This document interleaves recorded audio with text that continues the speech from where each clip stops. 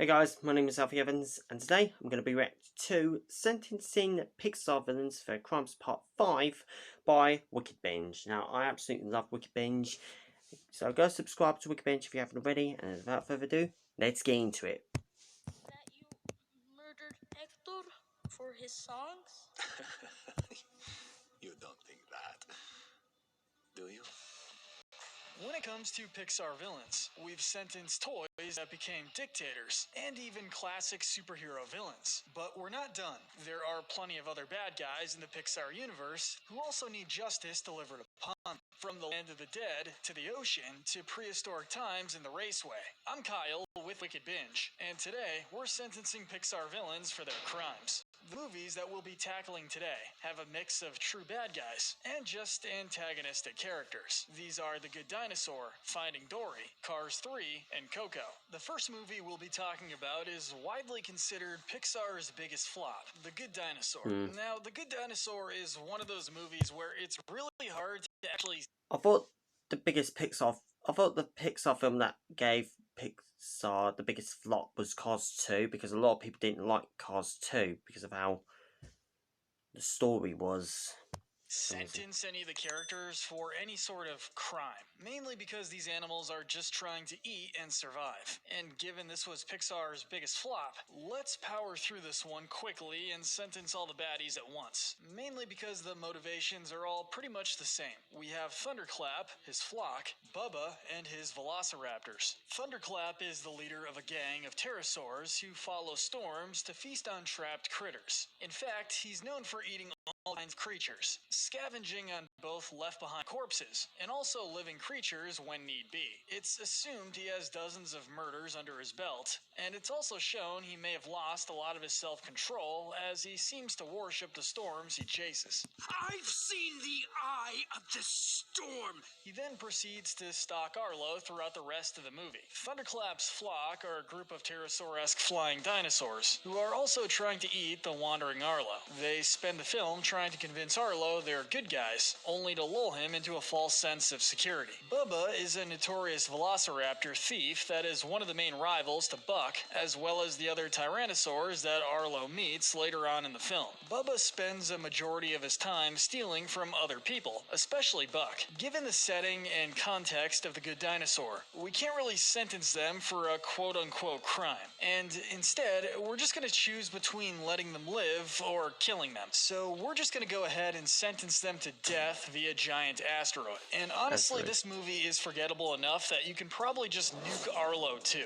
Moving on to our next movie, we have the seafaring sequel, Finding Dory. This is a movie that isn't exactly big on the villains. In fact, the only ones we're going to sentence are Fluke and Rudder. Fluke and Rudder are a pair of sea lions labeled A1 and 13 respectively. They honestly don't do a whole lot in the movie, but they do have a couple of criminal actions we need to point out. The majority of their screen time shows them abusing, threatening, and harassing another sea lion that they live around named Gerald. They not only invite him up onto their rock and then proceed to force him off, which seems quite abusive given the fact that Gerald seems to be a tad bit mentally deficient, but the tone of their voice also insinuates threats. Now, these aren't exactly crimes against humanity, but we do sentence these two to apologize to Gerald and to share their rock with him. Another sequel that we'll be discussing is the surprisingly dark Cars 3. The first villain we'll be documenting is Jackson Storm. Storm is a member of the newest generation of racers, who ends up defeating so many members of the older generation, he ends up pushing them out of racing altogether.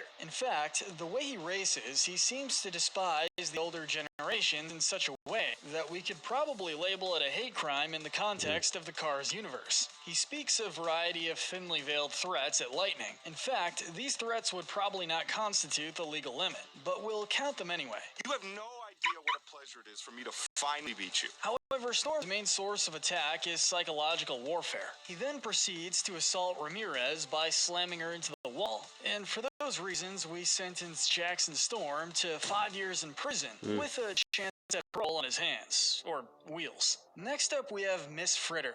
Fritter is a large bus who runs a mysterious and seemingly illegal demolition derby. Because of how illegal this demolition derby seems to be, that means she would be on the line for any damage or deaths that happen, making her affected by the legal liability for continued assault, attempted murders, actual murders, and property damage that comes out in this event. She also does a large majority of this damage herself, which puts her on the line for that. She then proceeds to threaten and attack both Lightning and Cruz at the derby, but she fails at that. With that said, Fritter does seem to be a pretty chill person all in all, but that doesn't mean that she can skate past her punishment, which will be pretty substantial. 15 years in prison with a chance at parole. Rounding out the Cars 3 docket, we have Sterling Burnish Dunn. Sterling is the secondary antagonist of the movie. He buys the Rusty's medicated bumper oil company that was one of Lightning McQueen's biggest sponsors. Sterling, despite being an antagonist, doesn't do too much criminally. He does psychologically abuse Lightning, trying to convince him not to race because of how old he is. And in fact, one may even call this corporate espionage. Move on to the next phase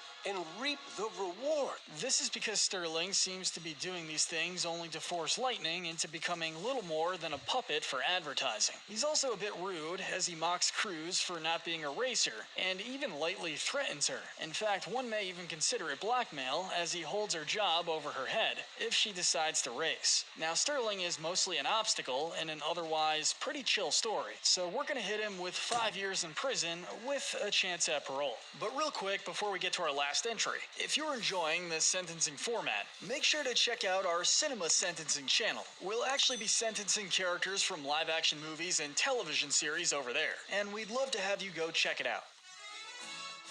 The final villains we'll be talking about today come from one of Pixar's best movies, that being the amazing film Coco. Not a villain, though still antagonistic. Up next on the docket, we have Grandma Imelda Rivera. Imelda is the great-great-grandmother of Miguel, who he meets during his journey into the land of the dead. And Pepita is Grandma Imelda's Alebrije, and acts like a pet and protector to those in the Rivera family. Imelda spends the majority of her time on screen stalking Miguel throughout the land of the dead, along with her giant colorful pet. Now, she has good reasons for this, don't get us wrong, though that doesn't change the fact that Miguel doesn't want her following him around and tells her as such more than once. Plus, there is some strong manipulation. She imposed a strict condition on her great-grandson, Miguel, to never play music again, in order for him to return to the land of the living. If Miguel broke this vow, he would be sent back to the land of the dead, potentially getting trapped if it wasn't the Day of the Dead.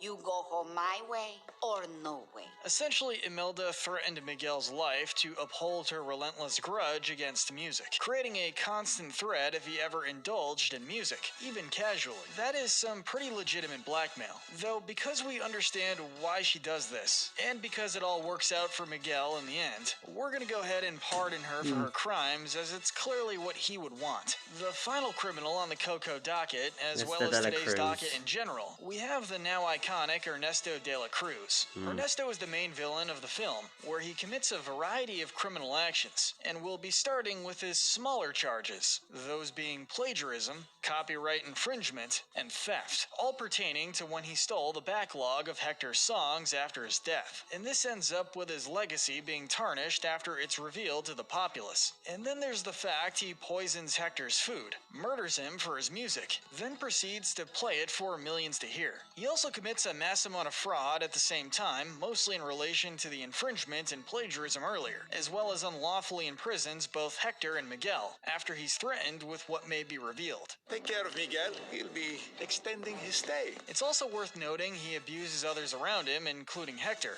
commits child endangerment during the final moments of the movie, and even attempts to murder Miguel. He's built up quite a rap sheet not only in the living world, but the land of the dead as well. Because of Ernesto's actions, we have no choice but to sentence him with the death penalty, executing him publicly in very much the same way he perished in the movie, being crushed by a giant bell. For someone who wanted the spotlight in life, that's how he deserves to go out in death. Yeah, there had to be at least one execution on the docket, and you earned it, Ernesto.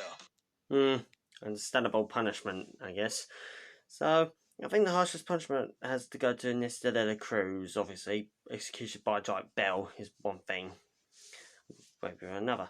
So that was Sentencing Pixar Villains for Crimes Part 5 by Wickedbinge. So if you guys liked it, please like, share, and subscribe if you haven't already. And also go subscribe to Wickedbinge if you haven't already. And as always, until next time, peace.